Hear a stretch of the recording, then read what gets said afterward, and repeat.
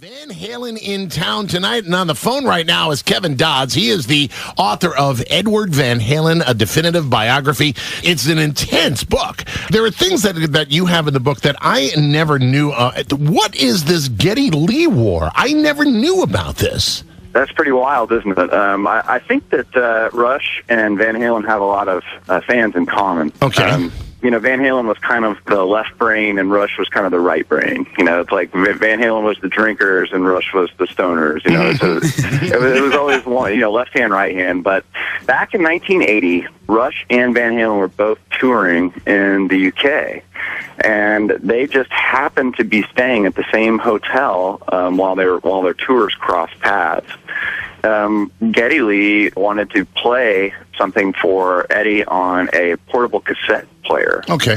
And apparently Geddy said something to Eddie, and no one knows exactly what it was, but it caused Eddie to end the conversation by pouring his beer into Geddy's tape recorder.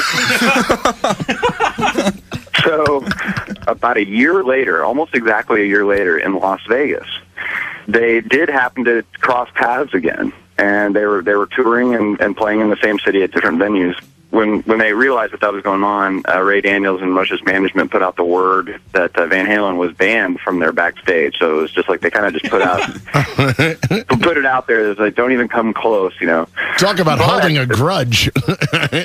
Later that evening, Geddy was walking through the casino and saw Edward, and thought that it would be a great opportunity to mend fences, and walked over to put his hand out and shake his hand and to bury the hatchet. But Eddie's bodyguards jumped into action before they recognized him and slammed him to the ground. Oh my God! Oh, now I've had encounters with them over the years, especially Alex.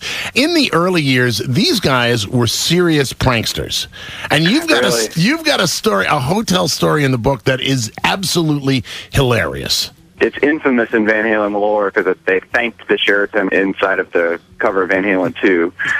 There's one night they just went nuts. They were, having fire extinguisher fights and letting the water run, and fill up the carpet and stuff like that. But right. The best thing was Dave and Alex thought, we're going to get Eddie. And they went into his room, they opened up the window, and they tore the screen off.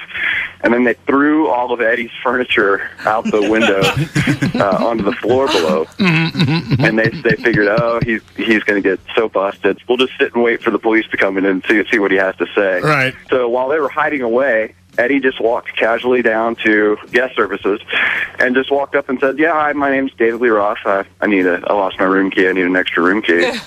And so he got a room key to Dave's room, went up and moved all of Dave's furniture to his room. So when the cops showed up, they walked into Eddie's room, and he's just sitting there like, what? And he's got all the furniture in his room, but all of Dave's furniture was missing from his room. So that's just classic. Dave is one of the ones that said, it's not enough to just throw the TV out the window. It's to get enough extension cable out of the van so that it's still on when it hits the ground.